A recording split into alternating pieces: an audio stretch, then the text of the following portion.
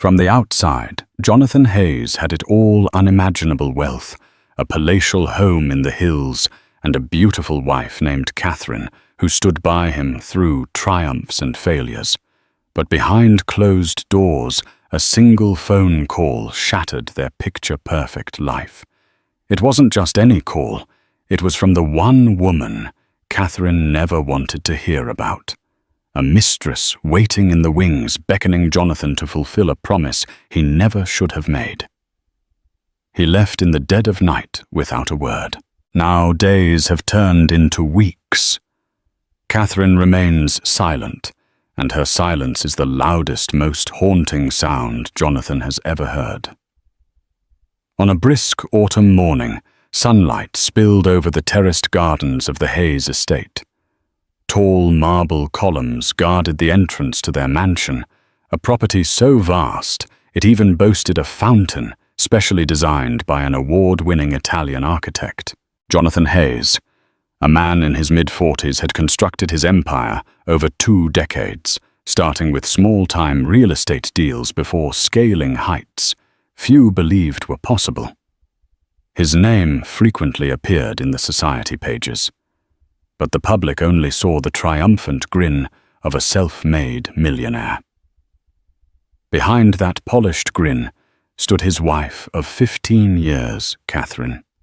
A gentle soul with an understated elegance, she was the glue that held the house together. At charity galas, Catherine rarely sought the spotlight. Instead, she often found small corners to talk to young, hopeful entrepreneurs or hold elderly patrons' hands. She was the definition of poise, but she was also a fortress keeping private pains hidden from all. That morning, Catherine was perched near the grand fireplace, stirring her tea in slow, pensive circles. Something about her quiet calm tugged at the air. Jonathan, fidgeting with a stack of documents before leaving for another high-stakes meeting, felt the tension thicken. She had not been herself for weeks: sleepless nights, forced smiles, absent-minded stares.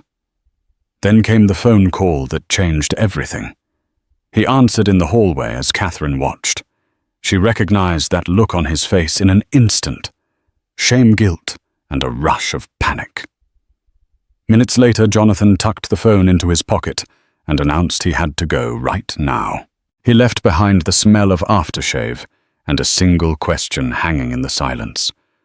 Who had called, and why did it matter so much that Jonathan left without a proper goodbye? 3 hours before Jonathan's hurried departure, his phone had buzzed while he was still in bed. He'd woken with a start, verifying that Catherine was still asleep, and tiptoed into the hallway. On the other end of the line was Andrea Caldwell, a name he had tried to bury in his past.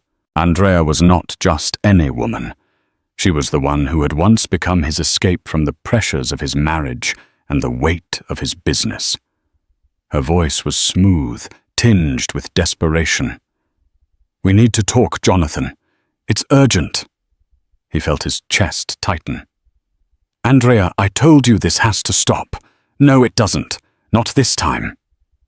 He hung up, heart-pounding, sweaty palms still clutching the phone. Why now? Why, after so many months of silence, had she resurfaced with an urgent demand? Andrea's call was the thread that threatened to unravel Jonathan's perfectly woven life. The affair had been a closed chapter, sealed by mutual regret. He had sworn to himself and to Catherine, though she knew only fragments of the truth, that he would never see Andrea again. And yet, in that moment, he realized he couldn't pretend her hold on him was completely severed. During breakfast, Catherine's watchful eyes seemed to penetrate his every attempt at casual conversation. It was as though she could sense the ghost of Andrea lurking in the background. Then the call came again, mid-morning, and she overheard just enough to understand who was on the other end. Catherine's hand trembled slightly around her teacup, but she said nothing. Jonathan knew he should tell his wife. Instead, He slipped out of the house, following Andrea's pull, like a man stepping onto thin ice, hoping it wouldn't crack under the weight of his guilt. The day dragged on like a monotonous sequence of phone calls, boardroom agreements, and polite handshakes Jonathan barely remembered. His mind was adrift, anxiously awaiting the moment he would have to face Andrea. Several times he almost cancelled, but something about her voice felt like a loaded threat. Dusk arrived, and the cityscape turned amber. From his office window on the 38th floor, he could see the congested streets below each set of headlights merging into a glow that resembled a swarm of fireflies. He closed a deal with a smile that was all performance, then collected his briefcase and left before anyone could ask questions. His driver, Pierce, who'd been with the family for a decade, waited outside. Jonathan instructed Pierce to take him not to the estate, but to the Hotel Infinium, an upscale boutique renowned for its discreet clientele. The car ride passed in strained silence. Upon arrival, Andrea was already waiting in the lobby lounge, sipping a glass of Pinot Noir. Even in a fitted black dress, she stood out in the hushed elegance of the space. Her lips curled into a cryptic smile when Jonathan approached. He didn't return it. "Jonathan." She greeted him softly, her eyes flickering with a mix of longing and apprehension. "Andrea, this can't go on." "Catherine," he began. Andrea shook her head. "There's no Catherine right now. There's only me and you and a situation you can't run away from." He didn't realize the weight of that statement until much later. For now, her words melted into the low hum of piano music in the background. By the time Jonathan made it home, it was near midnight. Catherine was awake, but silent. She didn't ask where he had been, and he couldn't explain why he had left. It was easier to keep the truth buried. Days slipped into an uneasy routine. Catherine spoke to Jonathan only when necessary, polite exchanges about dinner times, the dog's vet appointment, or the weekend schedule. But there was no real conversation, no warmth, and certainly no genuine laughter. She didn't confront him, didn't demand an explanation. She simply observed from a distance. In the past, Jonathan would have greeted her silence with relief. He had always dreaded the possibility of an explosive argument, where Catherine's heartbreak might be laid bare in raw, punishing words. Now he realized that confrontation would have been preferable to the void that replaced any semblance of communication. He remembered the night he had proposed to her, years ago in front of the Trevi Fountain in Rome. She had beamed with such joy that strangers applauded and children clapped. He had promised to be her rock, to never let her face the harshness of the world alone. Yet here they were, living under the same roof, breathing the same air, but separated by an invisible wall of betrayal.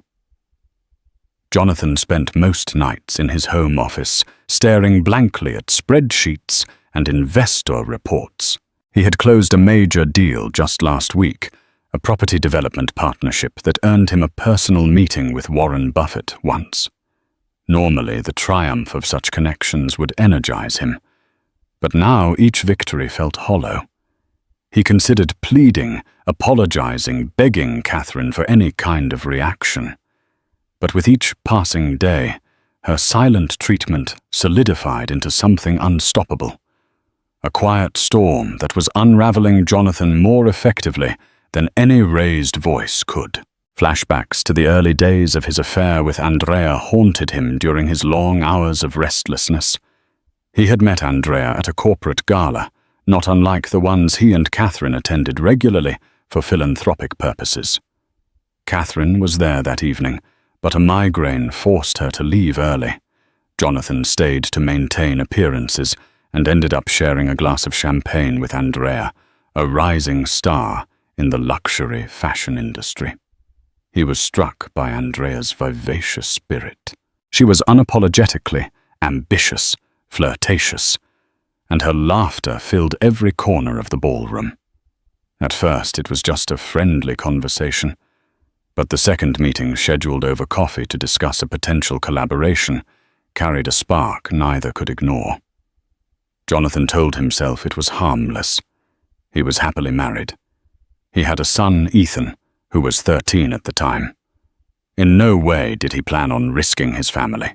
But Andrea's allure was magnetic. She challenged him, made him feel young, free. What started as a few stolen lunches evolved into clandestine weekend getaways. By the time he fully grasped the gravity of the betrayal, the damage was already done. Catherine confronted him with tears in her eyes, but also with a composed dignity that left him speechless.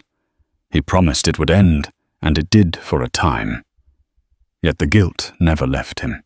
It festered beneath every conversation, every affectionate gesture with Catherine, who had chosen to give him a second chance. Now, with Andrea's sudden reappearance, Jonathan feared the entire dark chapter was about to be ripped open again, and he had no idea how badly it would destroy the fragile peace he and Catherine had spent years building. Jonathan's world was not just golden chandeliers and gala dinners. Behind the lavish parties and magazine covers was a relentless, cutthroat environment. He managed multiple real estate ventures under the umbrella of Hayes and Morgan Holdings, co-founded with his college friend David Morgan.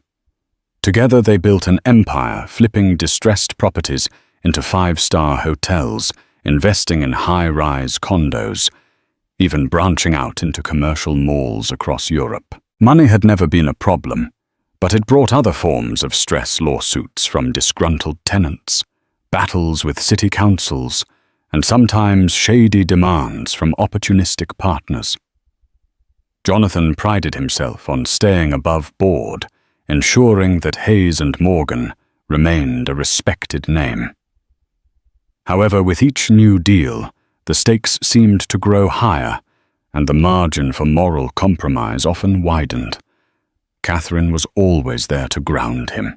She managed a charity foundation named after her late mother, Grace Anderson, dedicated to providing housing solutions for homeless families.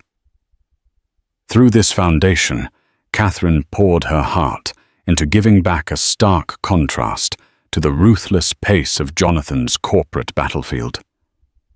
She reminded him of their roots. Both had grown up in modest households. She insisted that success should never outshine empathy. But success had come so fast, so strong, that Jonathan felt like a passenger on a runaway train. He rarely found the brakes, nor did he always want to. The affair with Andrea, he often rationalized, was a twisted response to the suffocating demands on him. A poor excuse, but one he clung to for a time. Now, as his empire kept growing, so did the cracks in his once stable marriage, and the hush that fell over his home threatened to erode not just his family's unity, but also his carefully curated reputation. Andrea was not the type of woman to knock politely and wait for permission to enter someone's life. She burst in, set her own terms, and demanded compliance. That was how she had conquered the fashion world, and it was how she had managed to ensnare Jonathan in the first place. One afternoon, Jonathan found himself in the corner booth of an upscale sushi restaurant, facing her across a bamboo-laden table. Andrea had requested the meeting, no demanded it. He had hoped it would be their final conversation, but the tension in the air suggested otherwise. "I'm done making excuses," she began, her voice low.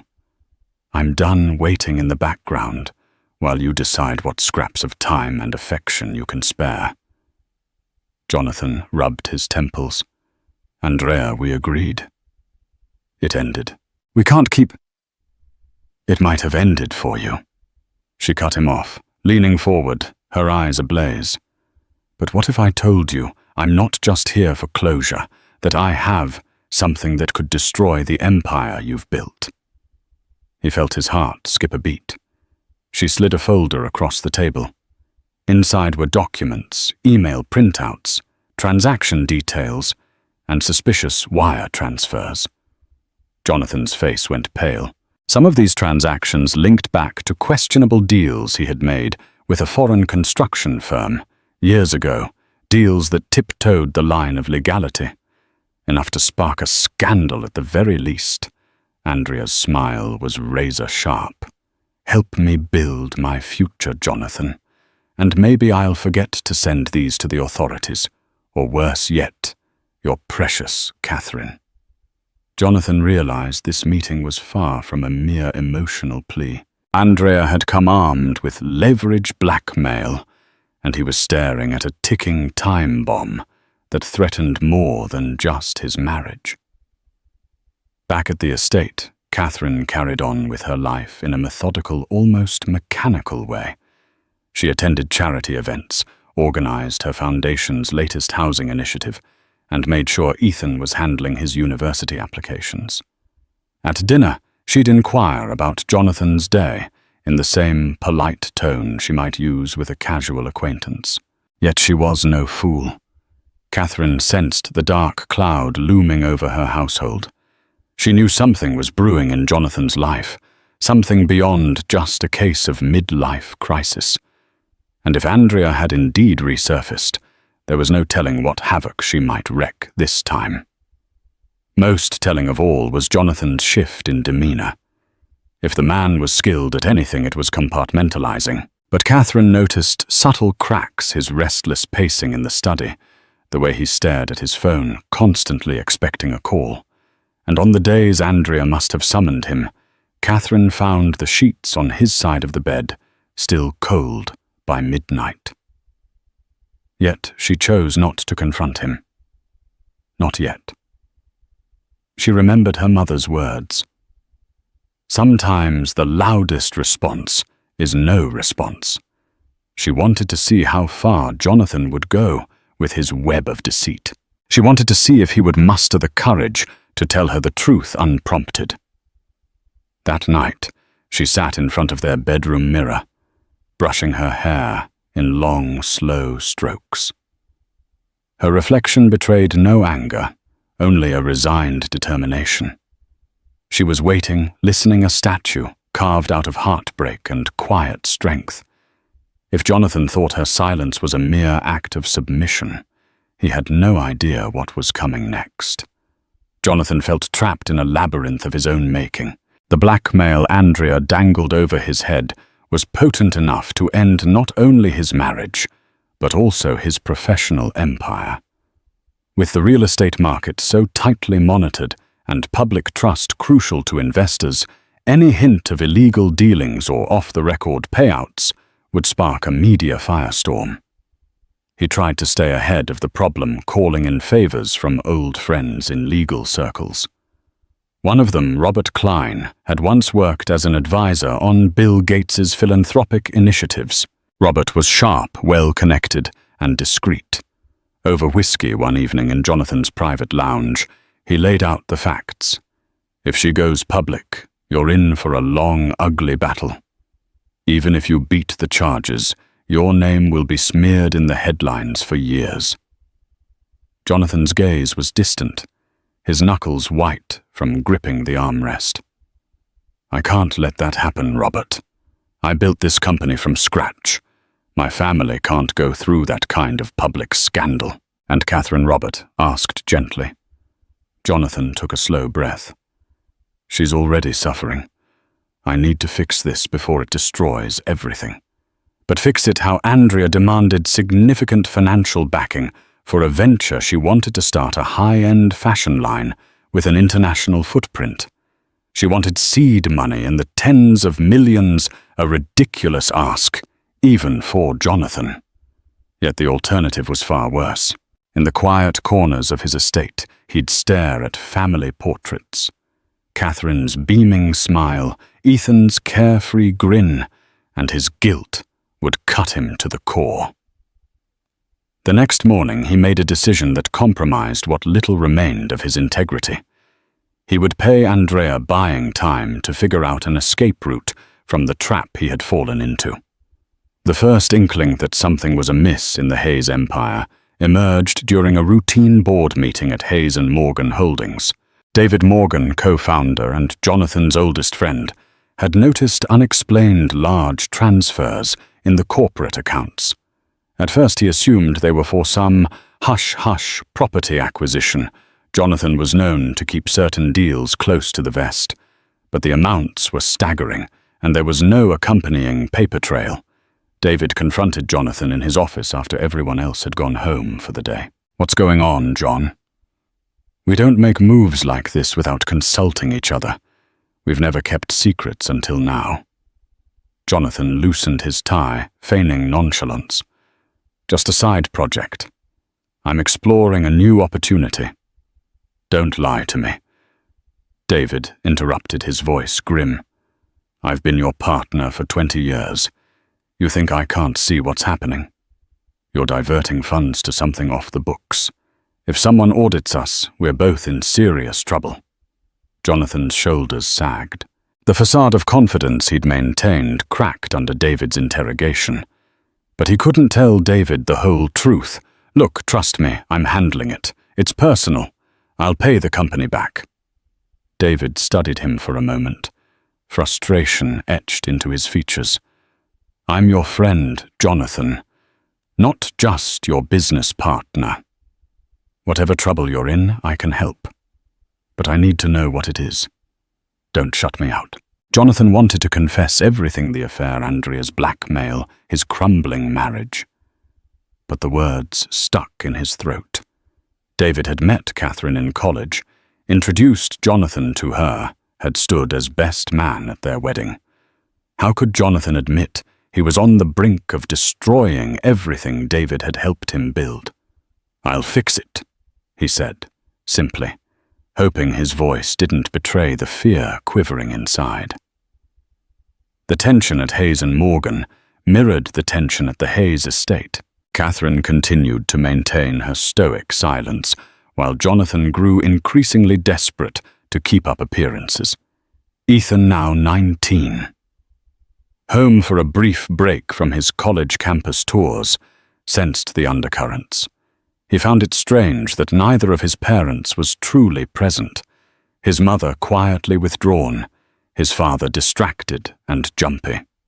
One evening, Ethan asked Catherine if everything was okay. She mustered a small smile. "Don't worry, darling. Focus on your studies and your future." Her tone told him that further questions would lead nowhere. Later he approached Jonathan in the study.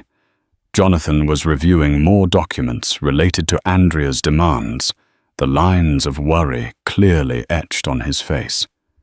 Seeing Ethan, he quickly closed the folder. "Hey, kiddo. You okay?" "That's what I came to ask you," Ethan replied, eyebrows furrowed. "Everything feels off." Jonathan swallowed hard, trying to placate his son. "Your mother and I are fine. Just a rough patch at work. You know how businesses can be." He patted Ethan's shoulder, forcing a grin he didn't feel. But the teenager wasn't convinced. He saw the darkness in his father's eyes. After Ethan went to bed, Jonathan sat alone in the living room. Light from the crystal chandelier cast shifting patterns on the marble floor. The house was too big, too quiet, the grandeur mocking him.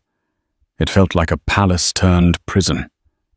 He reached for the family album on the coffee table, pages of happier times.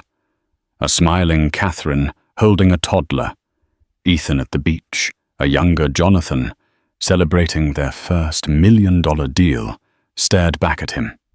He realized that if he didn't find a way out soon, those memories would be all that remained of a once loving family. Unbeknownst to Jonathan, Catherine was far from idle during her weeks of silence. She had always been a patient observer, and she used her understated composure to her advantage. While Jonathan was preoccupied with Andrea's blackmail and covert transactions, Catherine quietly hired a private investigator named Simone Keyes, a trusted contact from her charity network, who specialized in discreet inquiries for battered women and their children. Catherine intended to gather facts before deciding her next step. She wanted to know if Andrea truly was involved again, and if so, how deep the betrayal ran this time. She suspected there was more than mere adultery in play. Jonathan's frantic behavior signaled a problem that extended beyond romance. Simone's reports came in bits and pieces. First sightings of Jonathan, meeting Andrea at various upscale locales, restaurants, lounges, and once at the Hotel Infinium. Next came financial data gleaned from leaked sources. Catherine felt her stomach twist when she saw the sums involved. Andrea's demands clearly weren't for hush money alone. They pointed to something bigger, more sinister. Catherine took the news with a heavy heart, but also a sense of resolve. She would not confront Jonathan with accusations until she had the full story.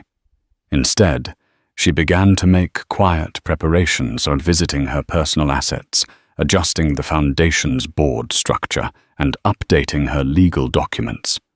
It wasn't about retaliation. It was about ensuring she wouldn't be left powerless if Jonathan's house of cards came tumbling down. She refused to be a victim. If the day came that she needed to leave, she would do so with her dignity and her charity's integrity intact. Her mother had always taught her, in times of crisis, plan carefully and act decisively. Catherine intended to do just that. Andrea, emboldened by the initial transfers she had extorted from Jonathan, escalated her demands. She wanted not only financial backing, but also public endorsement, an invitation to high-profile events where Jonathan could introduce her as a business associate. In her eyes, that would lend her fashion label the credibility she craved. Jonathan balked at the idea. Appearing in public with Andrea would be social suicide for him and an explicit admission of their connection. But Andrea's threats were growing bolder. She alluded to a stash of incriminating documents, including emails that indicated more than financial improprieties, perhaps evidence that Jonathan had used inside information to outmaneuver competitors. One evening in the penthouse suite of a 5-star hotel, Andrea laid out her ultimatum. "I want a partnership contract signed and a public announcement by next month. If you don't comply, I'll unleash every document I have." Her eyes burned with ambition. The lines of her designer dress and the glint in her jewelry spoke volumes about her hunger for luxury, power, and validation. Jonathan felt nauseous, pinned to the wall by the sheer weight of her demands. "I can't just wave a wand and make it happen," he protested. "I have shareholders. I have a family. You're asking me to destroy my reputation in the open." Andrea leaned closer. "Your reputation, Jonathan, it's already on the line. The question is whether you want to control the narrative or let it devour you." She placed a manicured hand gently on his lapel. "I have a vision for my brand. We both know you can make it happen. Let's stop pretending you're not going to cave." After she left, Jonathan slumped into a chair, sweat beading on his forehead. 1 month. He had 30 days before Andrea detonated the bomb that could ruin him. As pressure mounted, Jonathan found an unexpected ear in his longtime housekeeper, Rosa Martinez. Rosa had served the Hayes family for nearly a decade. She was a discreet figure in the household, managing staff schedules, organizing dinner parties, and ensuring the mansion ran like a well-oiled machine. One late night, Jonathan wandered into the kitchen in search of something to calm his nerves. He found Rosa cleaning up the scent of lavender and dish soap filling the air, usually reserved. Rosa caught the haunted look in Jonathan's eyes. "Senor Hayes," she said softly. "Are you all right?" He paused, not knowing why. He felt compelled to confide in her. Maybe because she was there and he had no one else he could trust without risking exposure. "I've made a mess of things, Rosa," he admitted, voice quivering. "A terrible mess that I might not be able to fix." Rosa set aside her cloth and looked at him with gentle concern. She knew nothing of the details, but she had seen the tension between Jonathan and Catherine, felt the heavy atmosphere permeating the house. "Sometimes it helps to speak with the ones we love," she offered, carefully choosing her words. "Silence can become a burden no one can carry alone." Jonathan exhaled sharply, letting the weight of her words sink in. Rosa, with her unwavering loyalty to the family, had given him a glimpse of clarity. He felt a flicker of courage, the smallest ember of hope. If he was to save his marriage, if there was any redemption left for him, he would need to break his own silence, even if Catherine refused to break hers. But the question remained. Could he speak the truth before the lies suffocated them both? Just when Jonathan thought he had a handle on Andrea's ultimatum, another complication arose. A stranger claiming to be a private investigator working for Andrea contacted him via an untraceable number. The man's voice was electronically distorted, but the message was clear. "We have evidence you wouldn't want to see the light of day. Keep the payments flowing." Alarm bells went off in Jonathan's mind. Andrea had never mentioned a partner in her blackmail scheme. Could she be collaborating with another entity? Or had her stolen documents fallen into the wrong hands? Desperate for answers, Jonathan confronted Andrea the next day in a quiet corner of a public park, out of earshot of potential eavesdroppers. She seemed genuinely startled by the accusation. "I didn't hire anyone, Jonathan. If someone's blackmailing you, it's not me or anyone I know." Her indignant expression suggested she was either an excellent actress or truly in the dark. The call itself was vague, but threatening talk of hidden recordings, financial logs, and even personal videos that could tarnish Jonathan's image if released. Jonathan realized he might be dealing with opportunistic criminals who stumbled on Andrea's incriminating files or managed to intercept her communications. Now he found himself ensnared in a double web of blackmail Andrea on one side, these unknown figures on the other. Worst of all, each demanded something different. Andrea craved legitimacy and financial support, while the strangers wanted outright extortion.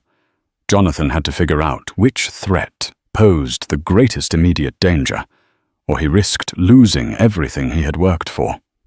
Amid this turmoil, Catherine's unwavering silence felt even more ominous. He had lost control not just of his marriage, but of the entire narrative. It was as though his life was a stage, and everyone else was writing the script. The chandelier above Catherine's desk sparkled with midday light as she flipped through a thick stack of documents, Simone Key's latest report. Printed pages, receipts, timestamps, and surveillance photos were neatly tabbed and annotated. It was all there. Jonathan's late-night meetings with Andrea, the payments made from shell accounts, one particularly damning photo, the two of them exiting a hotel lobby just after midnight.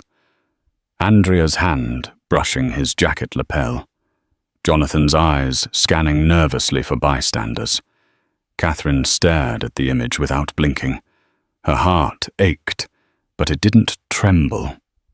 She had seen enough. This wasn't a detour. This was a pattern, a rot deep within the roots of her marriage. And yet she didn't rage. She didn't cry. Her response, as always, was measured, deliberate. For weeks, she had held her silence not out of passivity, but precision. Now it was time to act. She placed the report in a drawer and unlocked a hidden cabinet built into the antique desk. Inside were legal files, her personal holdings, property, deeds, trust documents, and a copy of the foundation's bylaws. She reviewed each one, with meticulous care. Catherine had spent years nurturing Grace House Foundation, named after her mother. The charity had grown from a small neighborhood initiative into a national non-profit. She'd raised funds, cultivated partnerships, and personally mentored hundreds of women escaping domestic instability. That foundation, her life's work, had to remain untouched by Jonathan's scandal. Step 1. Protect the foundation. She scheduled an emergency board vote to restructure its leadership. Though she would remain president, she distributed legal authority across 3 trustees.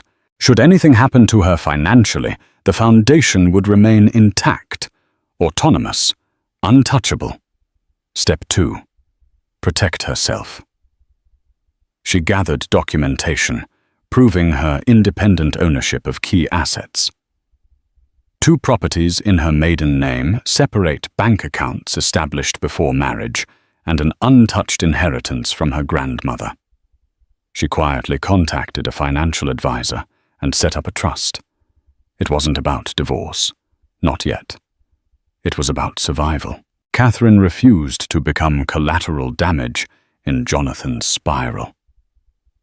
Step 3. Prepare for confrontation.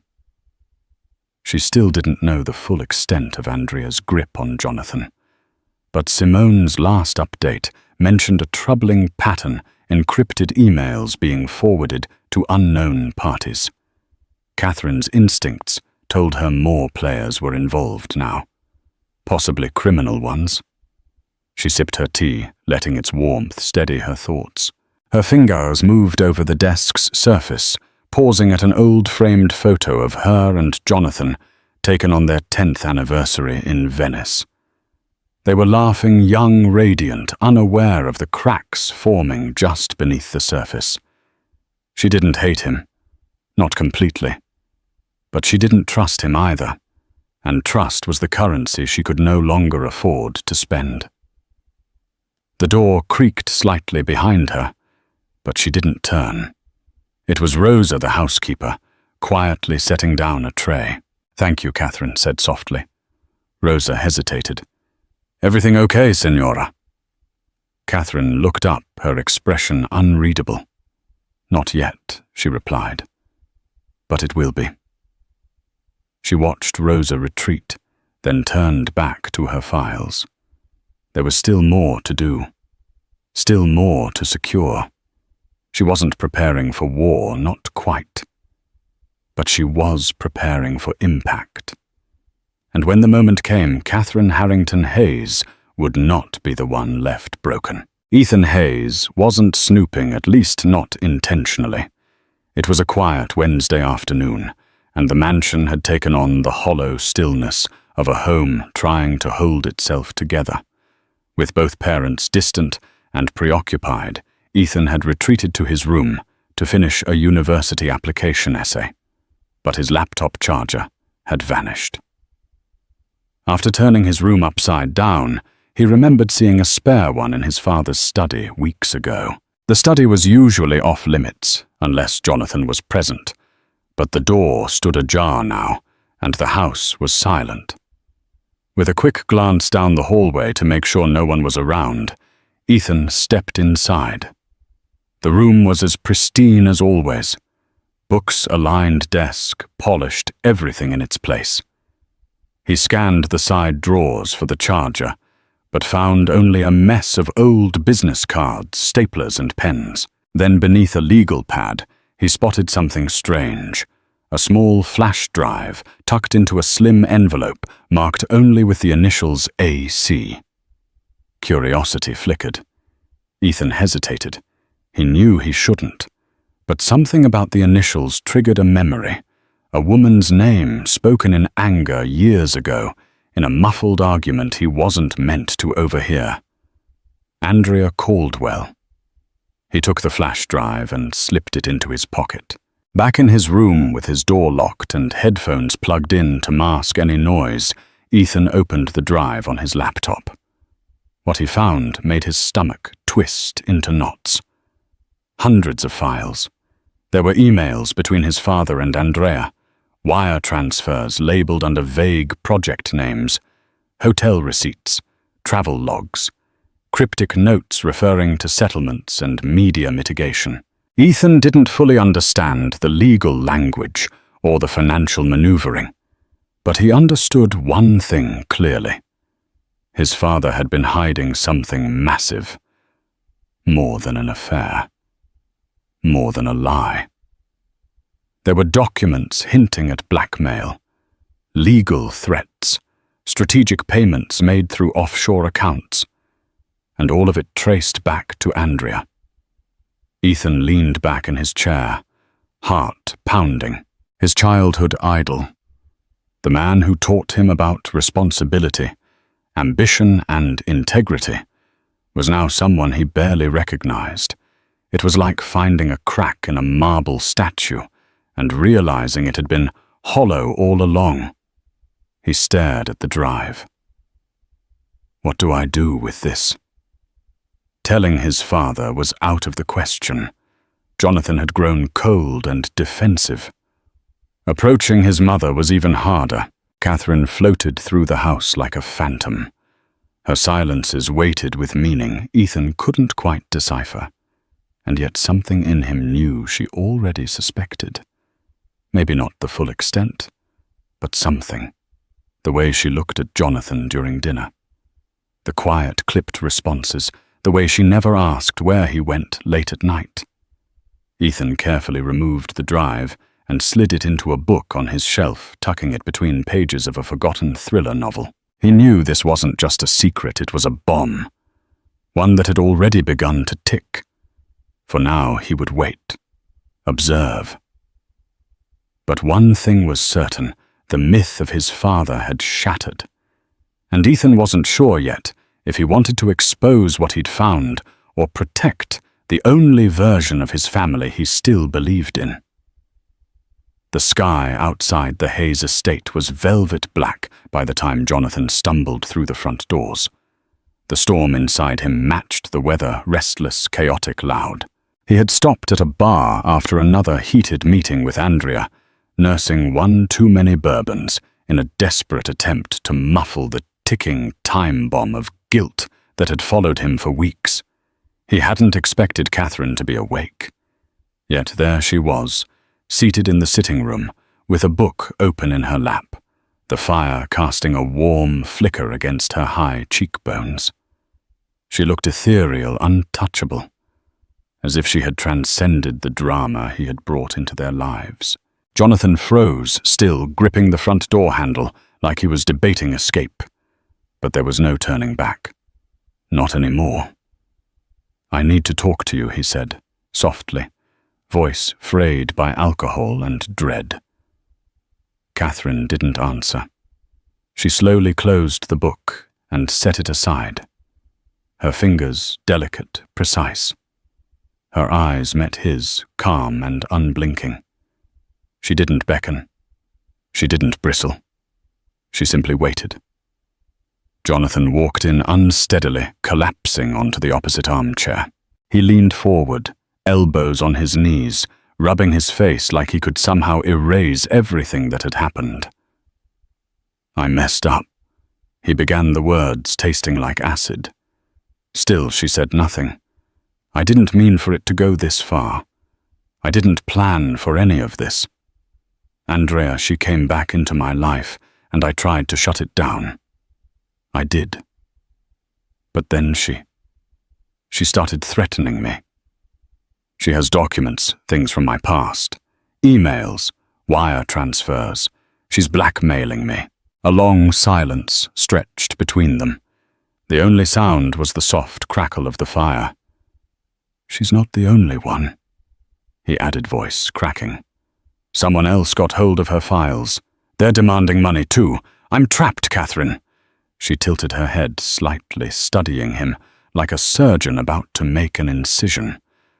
"I've spent weeks trying to fix it, trying to keep it from exploding," he continued. "And all this time, you've been here, silent, watching me fall apart. Why didn't you ask? Why didn't you confront me?" She finally spoke, her voice quiet, but razor sharp. Because I wanted to see if you would choose the truth on your own. Jonathan's chest tightened. And you didn't, she added, eyes glinting with disappointment. You waited until the walls were caving in and the headlines were coming for you. That's not a confession, Jonathan. That's survival. He felt the sting of her words more deeply than any slap. He reached out, but she didn't move. I didn't want to lose you, he whispered. You already did, she replied. He sank back, defeated. Is there anything left for us? She rose from her seat with regal grace. That depends on whether you start telling the whole truth, not because you're cornered, but because you finally respect me enough to stop lying. She walked toward the hallway, stopping briefly beside him. You should sleep. Tomorrow's storm is coming, and you'll need clarity. Then she left him in the dim room, the firelight dancing over the ruins of his pride. For the first time, in a long time, Jonathan wasn't sure if his next move would save anything or only confirm that he'd already lost it all. It was a grey, overcast afternoon when Catherine decided it was time to meet Andrea face to face. No more guessing, no more filtered truths from Jonathan. She needed to look the woman who had threatened her marriage, her family, and her name in the eye, and she wanted to do it on her own terms. I want to meet her, Catherine had told Jonathan that morning, in a tone so calm it frightened him more than any outburst could have. Jonathan's reaction was immediate. Catherine, that's not necessary. She raised a single brow. It's necessary to me. He nodded slowly, realizing resistance would only make things worse. Catherine was no longer in waiting mode. She was in control. Later that day, they arranged a private lunch at a quiet French bistro on the outskirts of the city, one Catherine had often used for discreet charity donor meetings, neutral ground, elegant but secluded. Andrea arrived first. She wore a tailored black blazer over a silk blouse, every detail of her outfit curated to radiate power. But even her high heels couldn't disguise the slight stiffness in her stride as she spotted Catherine waiting at a corner table by the window. Catherine greeted her with a composed nod. Andrea.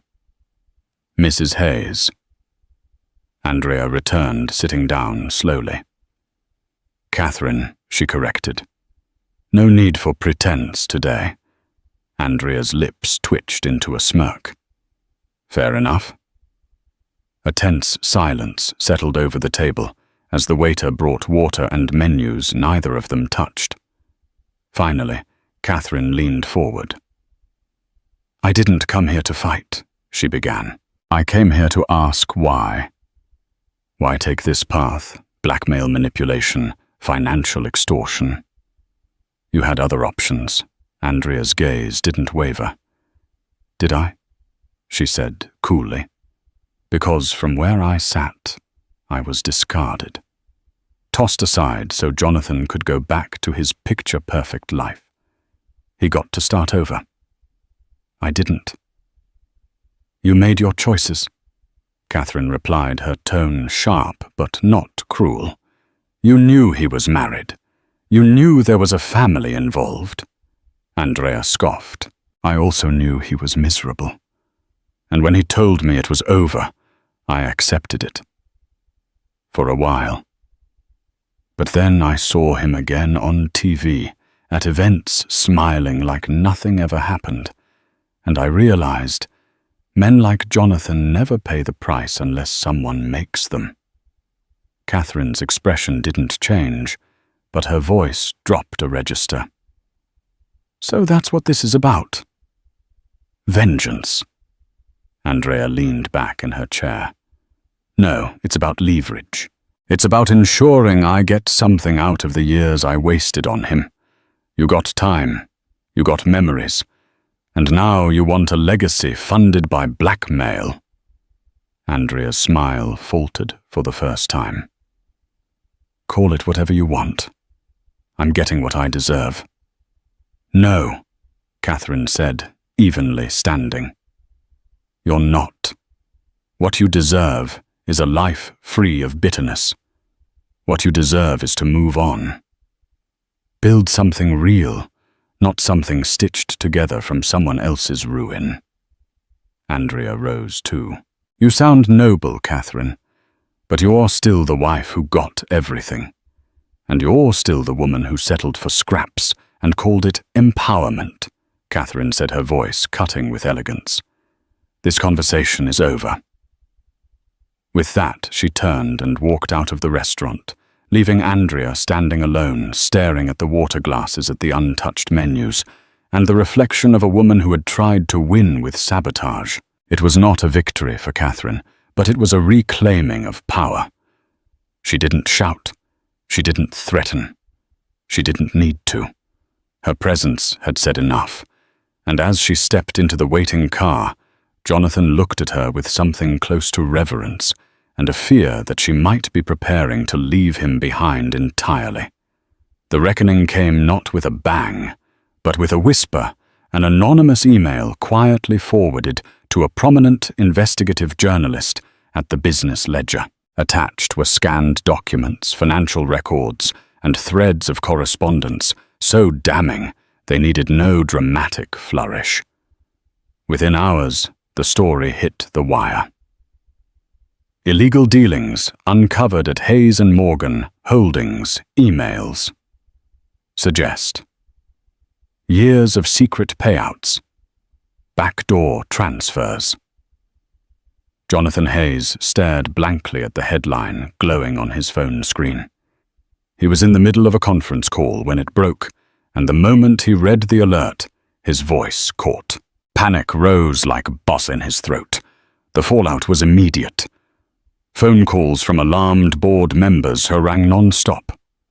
Investors demanded answers. A red banner flashed across financial news networks, showing Hayes & Morgan's stock plummeting by the hour. Within a single afternoon, over $180 million in market value evaporated. David Morgan, his business partner and once trusted friend, stormed into Jonathan's office. "What the hell is this?" he thundered, slamming a printed copy of the article onto the desk. "You said it was personal, something you'd fix. You didn't say it was criminal." Jonathan, pale and shaken, tried to form words. "I didn't know it would come to this. The emails, they weren't supposed to surface. But they did." David snapped. "And now our entire company is bleeding out because you couldn't keep your secrets buried." Across town, Catherine watched the news coverage unfold from the sitting room of the mansion's East Wing. The estate had become a battlefield of silence and shattered trust. She hadn't spoken to Jonathan in days, and now, as she listened to financial analysts dissect her husband's downfall, she felt both heartbreak and vindication rise inside her. She didn't gloat. She didn't cry. She simply stood and gathered her things. That evening, when Jonathan returned home, he found her in the living room. The lights low, the air heavy with finality. Catherine sat with her legs crossed, a single suitcase by her side. "I've spoken with my attorneys," she said calmly, not bothering to look up as he entered. "The foundation is secure. Ethan is staying with me. We'll be moving into the townhouse temporarily. You'll remain here until further notice." Jonathan swallowed hard. "Catherine, please. Don't go. We can—" She looked up at him, then eyes shimmering but dry. "You broke us, Jonathan. You took everything we built. Trust, family, even dignity, and gambled it for someone who blackmailed you into submission." His voice cracked. "I never meant to." "You did it anyway," she interrupted softly. "Intent doesn't undo betrayal."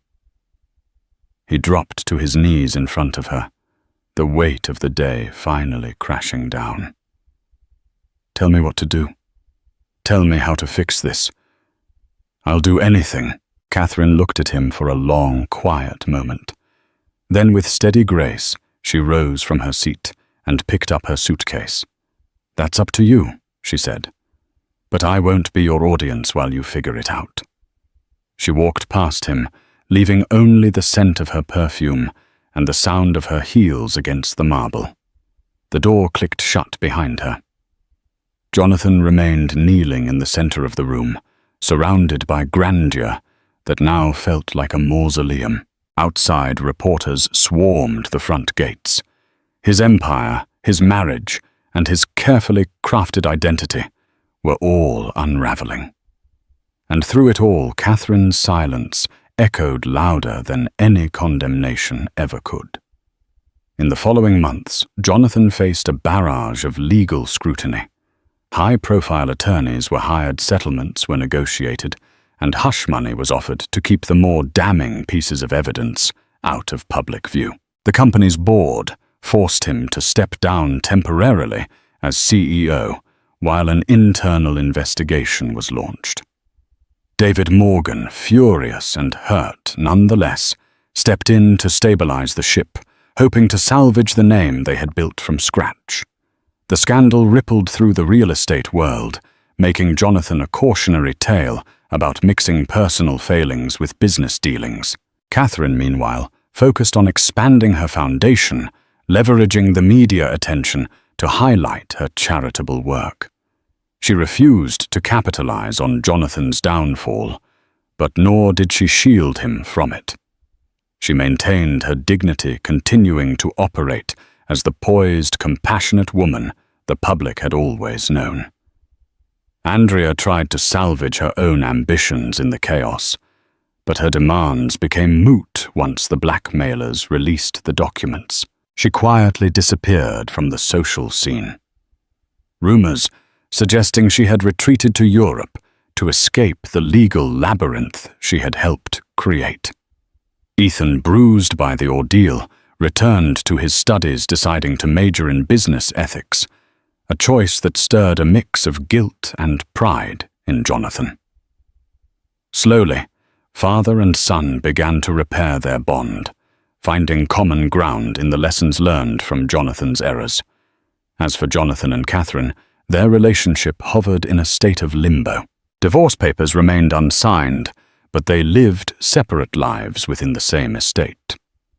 On rare evenings, they'd share a quiet dinner, exchanging polite, almost friendly words. It wasn't forgiveness, at least not yet. But perhaps it was the seed of something that might bloom again one day under the right conditions. Thank you for journeying through this whirlwind of ambition, betrayal, and a silence that echoed louder than any confrontation could. If this story gripped you from start to finish, imagine the chapters yet unwritten. Could Jonathan and Catherine mend their fractured trust, or is all lost beneath the weight of broken vows and corporate scandal? Only time will tell if regret can blossom into redemption. If you enjoyed this dramatic tale, please give this video a like, share it with fellow story lovers, and subscribe to the channel for more stories that dive into the human heart with all its flaws and hopes. By engaging with our content, you help us continue spinning tales that challenge, entertain, and inspire. Stay tuned for the next gripping journey, because every secret, every silence, and every confession has a story worth telling. Thank you for watching.